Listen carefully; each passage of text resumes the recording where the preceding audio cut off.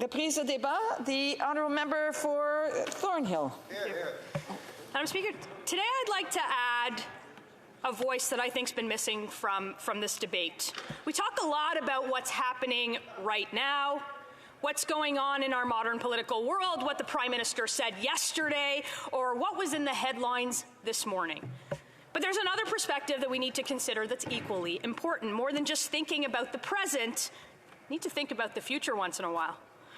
Because the choices that we make here directly impact the country that you pass on to the next generation, the nation that they will grow up in, that they will live in, that they will inherit. And in many ways, the biggest job isn't making the decisions that will impact us in the next 10 days, but rather the ones that are going to affect this country in the next 10 years, because our most sacred obligation is to build a country that is stronger than the one that we have today, to build a future that is bright and that is prosperous, and to leave the next generation unencumbered by bad decisions.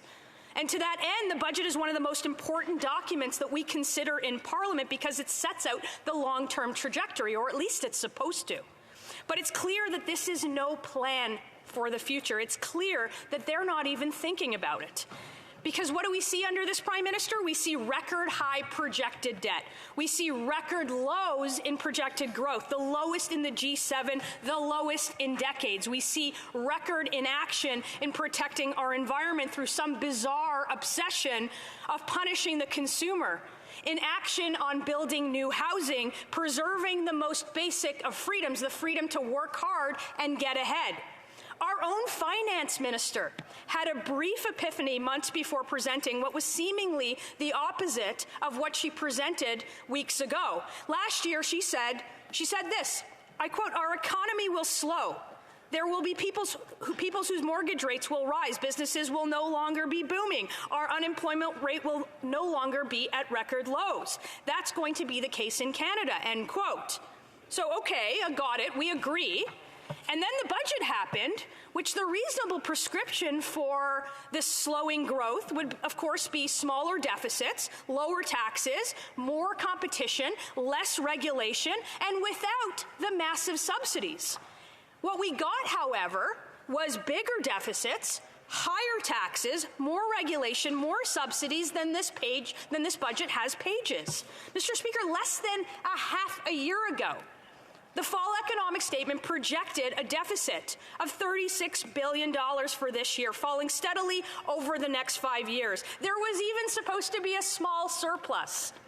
Fast forward, the deficits are exceeding $40 billion over the next 2 years. There is no return to balance in sight. I get it. They don't think that balance is their responsibility. So instead, they used the declining debt to GDP ratio is the measure for success. But we didn't even get that either. That's going up. 1 in 5 Canadians are skipping meals because food inflation is in the double digits. The average down payment needed for a home has doubled. Same for the average cost of rent and the average cost of a mortgage. All have doubled. The cost of heating a home went up by 100% in some parts of this country. 1 in 3 Canadians say they are struggling financially. 67% say they are cutting back and making sacrifices. 9 out of 10 young people in this country don't ever believe that they will own a home. People are out of money and they are out of hope, and that's after 8 years of this government. The government is putting its hands even deeper into the pockets of Canadians. That's what Budget 2023 is. More taxes on pensions and EI, more taxes on beer, on wine and spirits, more taxes on gas and groceries and home heating. And it's painfully clear that this government doesn't understand the struggles of the middle class, even the simple principles that govern this country's economy, because their response is more of the same. It's more of the reckless, misguided, ineffective ideas that got us in this mess in the first place. So forgive me if I don't think that they can fix it. We have the most unaffordable homes in the OECD. We have the second biggest real estate bubble in the world. The theme of this budget is Made in Canada. It's right on the front page. And you know what the Liberals have made in Canada, Madam Speaker? They have a made-in-Canada cost of living crisis, a made-in-Canada housing crisis, a made-in-Canada opioid and addiction crisis, and a made-in-Canada violent crime crisis. That is their record over the last 8 years, and we can't afford to spend billions of dollars with no plan to pay it back. Never in the history of this country has there been a prime minister who has been in that chair for 8 years who has spent so much money to achieve so little. We cannot afford to pay the interest that the Liberals are racking up on the taxpayer credit card. This year, our debt will cost nearly $44 billion. In 5 years, it'll be $50 billion. We can't afford the cost of spending on consumption instead of spending on investments. We can't stop. We can't afford to not build new homes. We can't afford to have an environment plan that is a tax plan that doesn't even lower emissions. Because what happens in 10 or 20 years when the bill comes due for the decade or a decade and a half of Liberal debt and deficit? What's going to happen when we've had 20 or 30 years of building 4 homes for every 10 new people in this country? And what's going to happen when we've had 10 years of a carbon tax that keeps going up and emissions that have so far followed suit? And more importantly, who's going to pay? I don't have the answer to that question, but because I honestly don't know. But what I do know is it's not going to be this prime minister. But it will be a problem for the next generation. The young people who will want to buy a home, who will want to get a job, who will want to build a family, the people who are already struggling today, the people for whom we are supposed to be leaving a bright, optimistic future, the ones that we are supposed to be setting up for success in this country. 8 years of this prime minister, and the Liberals are leaving them with no hope, no money, and no opportunity. We will be voting against Budget 2023, and we know that better is possible in this country. The Prime Minister said it himself, but that is not what he has delivered. We know that we can aim our sights higher than 0.3% real GDP growth in this country.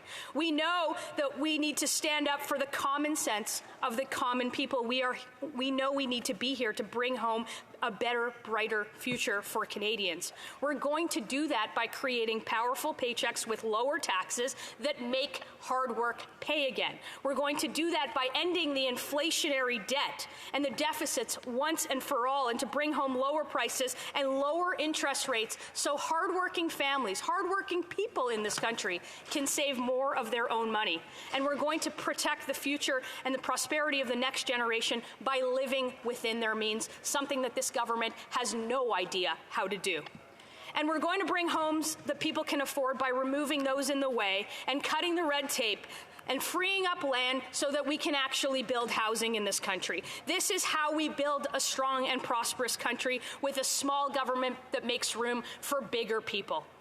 We know that we have the best and the brightest and most talented individuals in this country who want to do well, who want to live better lives for their families, and who want to work in their professions. We know that we are blessed to live in a country with fields full of wheat, with oceans full of fish, with reserves full of oil, and with brains full of knowledge. And we are squandering every single opportunity by 8 years of this government's record. We know that we live in the best country on earth, and we think that it's time for Canadians to have a government who also believes so. And it's time for change, and it's time for a government that thinks about a budget focused on the future, focused on growth, and not just focused on staying in power. Questions and comments? Questions et commentaires. The honourable member for Aurora, Oak Ridges, Richmond Hill. Thank you, Madam Speaker. And I appreciate the comments made by the member opposite. I'm just confused, though. The program we have in place to fight climate change, the price on pollution, which is shown to be the best market mechanism to actually combat greenhouse gas emissions. This is about the future, as is investing in clean tech. And I'm wondering why the member opposite believes that we're not focused on the future when this budget is all about the future. Thank you, Madam Speaker. The honourable member for Thornhill. Let me clear it up for the member. The carbon tax doesn't work. Emissions have gone up in this country. Canadians pay more than they get back, so their claim that it is revenue neutral was both the Parliamentary Budget Officer and her own Minister of Finance said the same thing. The carbon tax doesn't work. In fact, this is a government that reveres the Prime Minister of the President of the United States, who stood here and talked about a climate plan. They revere his climate plan, which has no consumer carbon tax. They should take a lesson from him. Questions et commentaires. L'honorable. The Honourable Member for Repentigny. Thank you, Madam Speaker. I'd like to thank my colleague. She started by saying that we need to think about the future. And yet at the same time, she's blaming the government for taking environmental measures.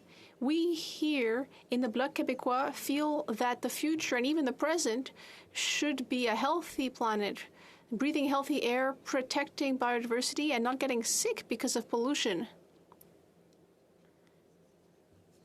We don't have more than one planet. We only have this one.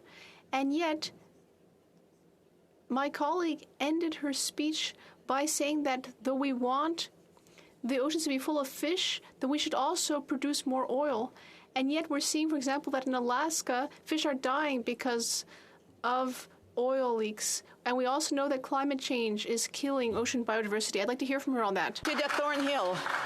Not sure there was a question there, Madam Speaker, but I will certainly speak. This government doesn't have an environmental plan. They have a tax plan disguised as an environmental plan, which takes more money out of the pockets of Canadians and actually produces no results. So this government has hung its hat on a consumer carbon tax that has actually increased emissions, that has taken more money out of the pockets of Canadians, that has raised the price on gas and groceries and home heating, and they have nothing to show for it. So forgive me if I don't think that it's an environmental plan, because nobody else here does either. I forgive you, Thornhill. Questions and comments? The Honourable Member for Timmins James Bay. Thank you, Madam Speaker. You know, it should be pretty straightforward to take on the Liberals. I mean, it's like sometimes it's like wrestling with mediocre Teletubbies over there. But for the Conservatives, they have to claim that everything's propaganda because they are offering nothing. The idea that the Conservatives care about a housing crisis is ridiculous. I was here for all the years of Stephen Harper, who did nothing. The idea that Pierre Elliott Trudeau's son caused the Oxy crisis when Stephen Harper did nothing on it. We know that that is false. It's not propaganda. It is false. And then, of course, a climate plan. It is ridiculous to even hear the Conservatives talk about a climate plan when half their backbench believes the earth is flat. So I'd like to ask my honourable colleague, why is it that they have to come up with the so-called gatekeepers and misinformation when the fact is that to build housing in Canada requires investments, it requires money, and it is something that they refuse and have always refused to put in, which is why we have the extent of the crisis we do now. The Honourable Member for Thornhill has just a little over a minute to respond. Well, Madam Speaker, when I was a young staffer here, I used to watch that member actually oppose a government before he decided to check his principles at the door, stop representing his constituents, and join this government in making sure that life is unaffordable for Canadians. That member used to be a part of an opposition before he joined the government. So in terms of environmental plan or housing plan, that member opposite has not brought an idea to the floor on it. In fact, he's decided to support the government in everything that they do, including voting against making sure that this government is actually held accountable at committees, in this House of Commons, for all of the scandals. That government, the member opposite that has joined that government can join into the scandal-ridden government that we have today in this country. Resuming debate, the Honourable Member Humber River, Black Creek. Thank you very much, Madam Speaker, and I'm pleased to find a few minutes to join my colleagues. It's always interesting following my colleague from Thornhill, who is my riding's representative. And I think we're all here for the same reason, is we want to make a difference in the lives of many